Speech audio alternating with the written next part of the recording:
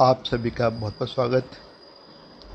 आज का हमारा विषय है हमारी भाग्य रेखा का समापन स्थल और उसके अंत का हमारी संपन्नता पर, हमारे धन पर, हमारे आर्थिक पक्ष पर प्रभाव।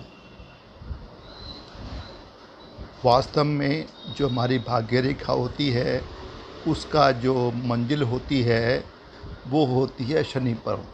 देखिए, ये रिस्ट के पास हमारी मणिबंध रेखाएं, यहाँ से भाग्य रेखा निकली और सीधी पहुँची शनि पर्वत तक।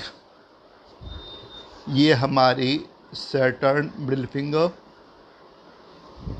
सही लंबाई की है, मजबूत है, और ये हमारा सैटर्न माउंट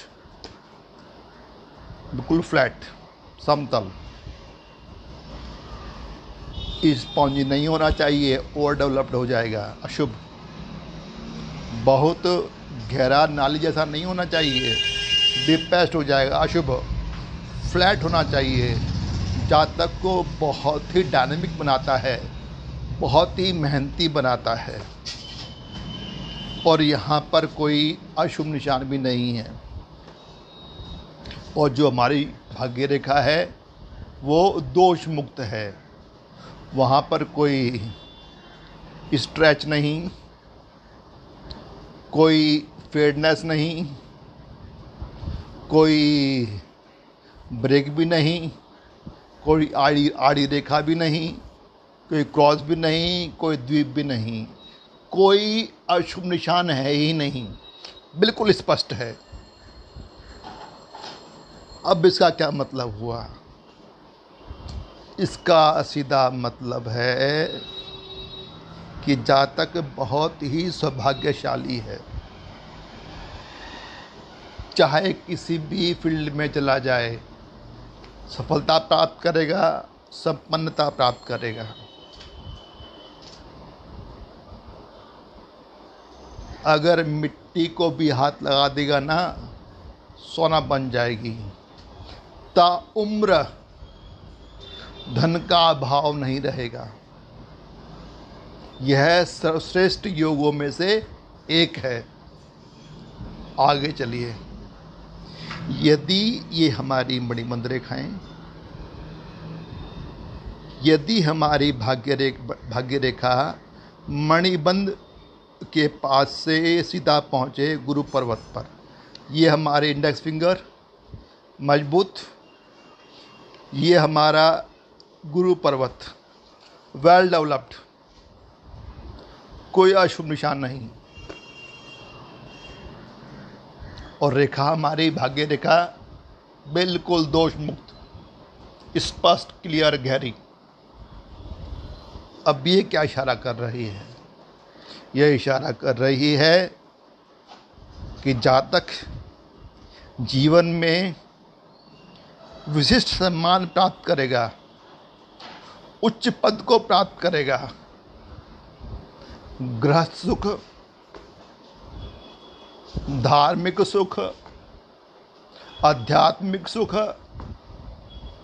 राजनीतिक सुख, हर तरह के सुखों को भोगेगा, भौतिक सुखों को भोगेगा, खूब भौतिक सफलता मिलेगी, उच्चतम शिखरों तक पहुंचेगा। यह भी बहुत ही शानदार सर्वश्रेष्ठ योगों में से एक है। आगे चलिए, यदि हमारी भाग्य रेखा मणिबंध से निकलती है और सीधा पहुंचती है अपोलो माउंट, ये हमारी अपोलो फिंगर, सूर्य की उंगली अच्छी है, विकसित, लंबी है, मजबूत है, और ये हमारा अपोलो माउंट, सूर्य पर्वत वेल डेवलप्ड, और हमारी भाग्य रेखा फॉल्टलेस। ये क्या शो कर रही है? ये शो कर रही है कि जातक को जीवन में धन और यश प्राप्त होगा, खूब संपन्नता, खूब यश, खूब ख्याति, किसी बात की कोई कमी नहीं रहेगी। ये भी बहुत अच्छा योग। आगे चलिए, फिर हमारा ये मणिबंध, यहाँ से एक रेखा निकली और सीधी पहुँचती है हमारे बुध पर्वत मरकरी तक। मरकरी वेल डेवलप्ड, कोई अशुभ निशान नहीं। थोड़ा ऊपर देखिए लिटिल फिंगर की लंबाई अच्छी, और यह अपोलो फिंगर के टॉप फ्लैंज के बेस को क्रॉस कर चुकी है। मतलब लिटिल फिंगर लंबी, मतलब जातक बोलने में बहुत शानदार, और उसके पास कुछ गॉड गिफ्टेड शानदार प्रतिभा होगी। वो उसका इस्तेमाल करेगा और खूब धन कमाएगा, यश कमाएगा, सफलता प्राप्त करेगा, संपन्नता प्राप्त करेगा। डॉक्टर बने, इंजीनियर बने,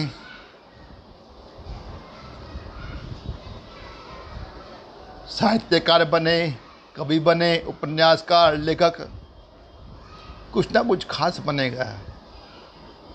और सबसे ज़्यादा चांस होते हैं व्यापारी बनने के, व्यवसायी बनने के।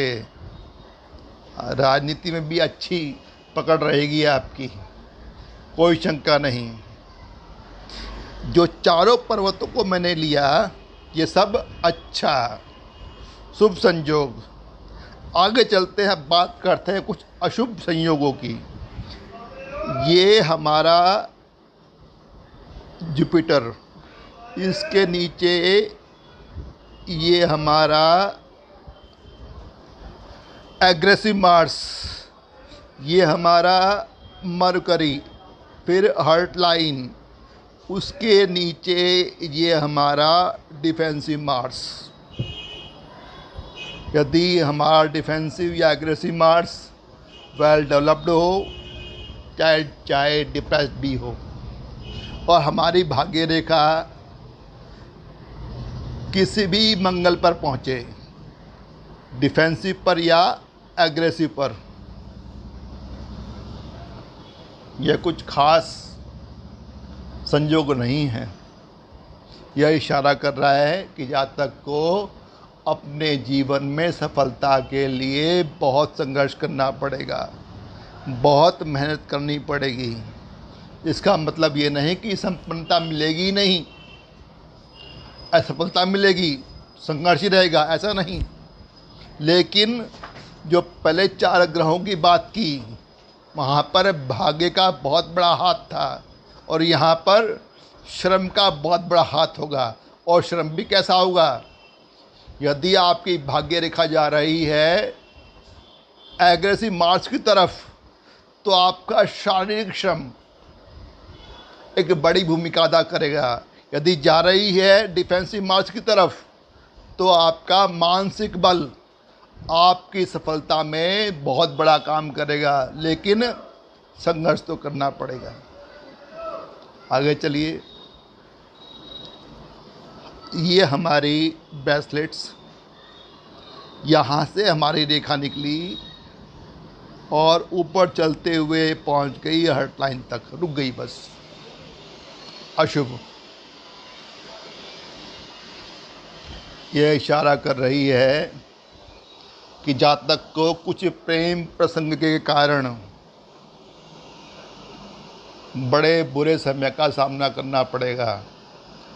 भाग्य अवरोध, असफलता, आर्थिक हानि, सामाजिक अपमान, बहुत कुछ हो सकता है, अच्छा नहीं है।